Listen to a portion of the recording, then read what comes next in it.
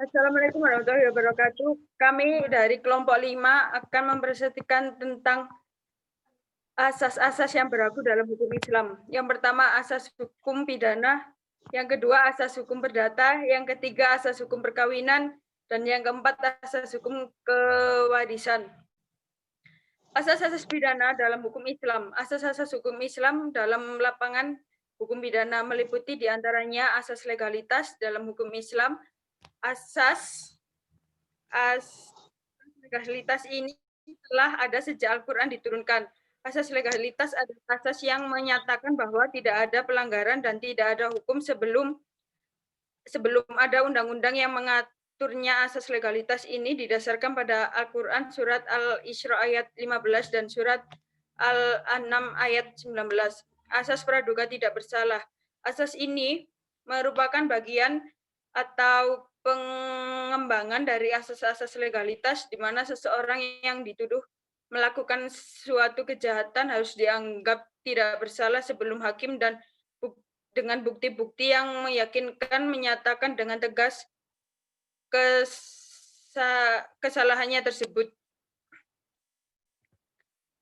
Asas larangan memindahkan kesalahan pada orang lain. Maksud dari asas ini adalah bahwa seseorang tidak dapat diminta memikul tanggung jawab terhadap kesalahan yang dilakukan oleh orang lain. Hal ini dikarenakan pertanggungjawaban pidana itu bersifat individual. Dalam surat Al-Mudaththir ayat 38 dijelaskan bahwa setiap jiwa terikat pada apa yang dikerjakan dan setiap orang tidak akan memikul dosa atau kesalahan yang dibuat oleh orang lain. Demikian juga dalam surat Al-An'am ayat 164 disebut bahwa setiap pribadi yang melakukan suatu kejahatan akan menerima balasan atas kejahatan yang dilakukannya. Asas-asas hukum perdata dalam hukum Islam. Asas-asas hukum Islam dalam lapangan hukum perdata meliputi diantaranya: pertama, asas kebolehan mubah. Islam memberikan kesempatan yang luas kepada pihak-pihak untuk mengembangkan bentuk dan macam hubungan perdata sesuai dengan perkembangan zaman dan kebutuhan masyarakat. Asas ini menunjukkan kebolehan melakukan semua hubungan di atas sepanjang hubungan itu tidak dilarang oleh Al-Quran dan As-Sunnah. Asas kemasalahan hidup merupakan asas yang mengandung makna bahwa hubungan perdata apapun juga dapat dilakukan asalkan hubungan itu mendatangkan kebaikan berguna serta berfaedah bagi kehidupan manusia, pribadi, dan masyarakat. Dengan demikian, yang dimaksud adalah segala sesuatu yang mendatangkan kebaikan, berguna dan berfaedah bagi kehidupan. Selanjutnya akan dilanjutkan oleh asas kebajikan atau kebaikan. Berdasarkan asas kebajikan ini, seyogyanya sebuah hubungan perdata mendatangkan kebajikan bagi kedua belah pihak maupun pihak ketiga di lingkungan masyarakat. Asas larangan merugikan diri sendiri dan orang lain. Yang dimaksud dengan asas ini adalah Islam tidak membenarkan tindakan yang dapat merusak diri sendiri dan merugikan orang lain dalam suatu hubungan perdata. Semisal memusnahkan barang demi mencapai kemantapan harga dan keseimbangan pasar. Asas kebebasan dan kesukarelaan. Asas ini mengandung makna bahwa setiap hubungan perdata harus dilakukan secara bebas dan sukarela. Selama Al-Quran dan As-Sunnah tidak mengatur suatu hubungan perdata, maka para pihak bebas mengaturnya atas dasar kesukarelaannya masing-masing. Asas menolak mudarat dan mengambil manfaat. Makna dari asas ini adalah bahwa harus dihindari sebagai bentuk hubungan perdata yang mendatangkan kerugian atau mudarat dan mengembangkan hubungan perdata yang bermanfaat bagi diri sendiri dan masyarakat, atau dengan kata lain menghindari kerusakan lebih diutamakan dari memperoleh keuntungan dalam segala bidang. Asas kekeluargaan atau kebersamaan yang sederajat. Asas ini merupakan asas yang hubungan perdata yang disadarkan pada saling menghormati, tolong-menolong dalam mencapai tujuan bersama. Asas adil dan berimbang mengandung makna bahwa hubungan perdata tidak boleh mengandung unsur-unsur penipuan, penindasan, mengambil kesempatan dan keusahaan orang lain, serta adanya keseimbangan hasil atas usaha yang dilakukan. Asas mendahulukan kewajiban daripada hak, mengandung arti bahwa dalam melaksanakan hubungan perdata, para pihak haruslah mengutamakan kewajibannya terlebih dahulu daripada menuntut hak. Asas ini bertujuan untuk menghindari terjadinya wan prestasi atau ingkar janji. Asas kemampuan berbuat atau bertindak yang dimaksud adalah mukalaf, yakni orang yang sudah akil balik mampu memikul beban kewajiban dan hak, serta sehat jasmani dan rohani adalah orang yang bisa menjadi subjek dalam melakukan sesuatu.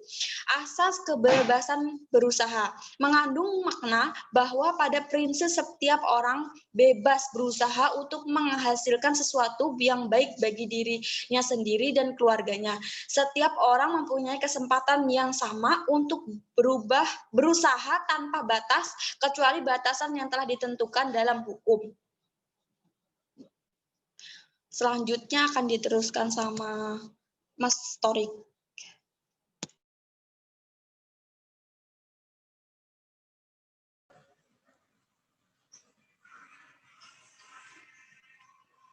Baik, terima kasih. Selanjutnya, asas hak milik berfungsi sosial.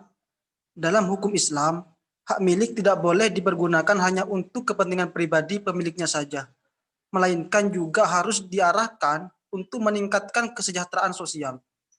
Islam mengajarkan bahwa harta yang telah dikumpulkan oleh seorang dalam jumlah tertentu wajib dalam jangka waktu tertentu dikeluarkan zakatnya untuk kepentingan orang lain yang berhak. Asas tertulis atau diucapkan di depan saksi mengandung makna bahwa hubungan perdata selayaknya dituangkan dalam perjanjian tertulis di hadapan saksi-saksi. Dalam hal tertentu, suatu perjanjian dapat dilakukan secara lisan di hadapan saksi-saksi yang memenuhi syarat baik mengenai jumlahnya maupun mengenai kualitasnya. Selanjutnya, asas-asas hukum perkawinan dalam hukum Islam. Dalam hukum pernikahan, suatu pernikahan sebagai salah satu bentuk perjalanan hidup antara seorang pria dengan seorang wanita yang mempunyai segi-segi perdata berlaku beberapa asas, diantaranya adalah pertama, asas kesukarelaan. Asas kesukarelaan dalam pernikahan, kesukarelaan tidak hanya harus terdapat pada kedua calon suami istri, tetapi juga di antara kedua orang tua kedua belah pihak. Yang kedua adalah asas persetujuan kedua belah pihak. Dalam pernikahan, tidak boleh adanya paksaan bahwa pernikahan yang dilangsungkan dengan tanpa adanya persetujuan kedua belah pihak dapat dibatalkan oleh pengadilan. Ketiga, asas kebebasan memilih. Setiap orang mempunyai hak untuk memilih dan menentukan siapa pasangan hidupnya dengan batasan-batasan yang telah ditentukan dalam ajaran Islam. Keempat, asas kemitraan suami istri. Adanya kemitraan ini menyebabkan kedudukan antara suami dan istri dalam beberapa hal sama. Akan tetapi, karena adanya perbedaan kodrat antara pria dan wanita, akan menyebabkan dalam beberapa hal lain kedudukan antara suami dan istri akan berbeda. Selanjutnya, asas untuk selama-lamanya. Pernikahan dilaksanakan untuk melangsungkan keturunan dan membina cinta dan kasih sayang selama hidup. Selanjutnya, asas monogami terbuka, bahwa seorang pria lebih baik menikah dengan seorang wanita saja. Dalam Islam, seorang pria boleh menikah dengan lebih dari satu wanita asalkan memenuhi syarat-syarat tertentu. Salah satunya adalah dapat berlaku adil terhadap istri-istrinya. Akan tetapi dalam surat An-Nisa ayat 129, Allah menyatakan bahwa manusia tidak mungkin dapat berlaku adil terhadap istri-istrinya walaupun ia ingin berbuat demikian. Selanjutnya,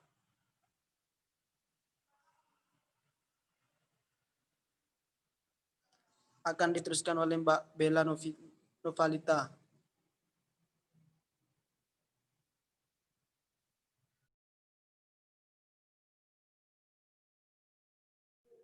Baik, saya selanjutnya akan menjelaskan mengenai asas-asas hukum kewarisan dalam hukum Islam. Asas-asas hukum Islam dalam hukum kewarisan diantaranya adalah yang pertama yaitu asas ijbari, yaitu bahwa peralihan harta dari seseorang yang meninggal dunia kepada ahli warisnya berlaku dengan sendirinya, menurut ketetapan Allah tanpa digantungkan kepada kehendak pewaris atau ahli waris. Yang kedua yaitu asas bilateral, yaitu bahwa seseorang menerima hak kewarisan dari kedua belah pihak, baik dari kerabat keturunan pihak laki-laki maupun dari kerabat pihak wanita. Yang ketiga yaitu asas individual, yaitu adalah harta warisan dapat dibagi-bagi pada masing-masing ahli waris untuk dimiliki secara perseorangan.